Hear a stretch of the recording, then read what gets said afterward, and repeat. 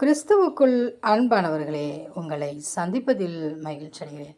Amos 9:12. அந்நாளிலே விழுந்து போன தாவீதின் கூடாரத்தை நான் திரும்ப எடுப்பித்து அதன் திறப்புகளை அடைத்து அதில் பழுதாய் போனதை சீர்படுத்தி பூர்வ நாட்களில் இருந்தது போல அதை ஸ்தாபிப்பேன் என்று இதை செய்கிற கர்த்தர் சொல்கிறார்.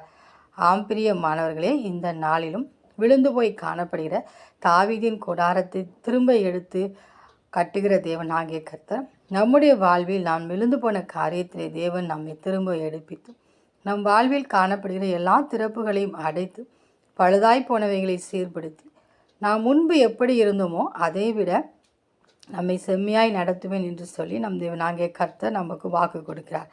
எனவே விழுந்து போன நம் நிலைமையை நம் தேவனாகிய கர்த்தரிடத்திலே கொண்டு வருவோம். ஒரு வேளை வேதம் வாசிப்பதில், ஜெபிப்பதில், தேவனுக்கு பிரியமானதை செய்வதில் நாம் விழுந்து போய் காணப்படலாம். பின்மாற்றத்தில் உள்ளவர்களாய் காணப்படலாம். அதற்காக தேவனிடத்தில் மன்னிப்பு கேட்டு அவரிடத்தில் மீண்டும் அவரை துதித்து ஸ்தோத்தரிப்போம். அப்பொழுது தாவீதின் கூடாரத்தை திரும்ப எடுப்பித்த தேவன் நம்முடைய வாழ்வையும் திரும்பவும் செழிக்க பண்ணுவார். அந்த தேவனின் அன்பு கரங்களை நாம் பற்றி கொண்டு அவரோடு கூட வாழ்வோம். ஆமேன்.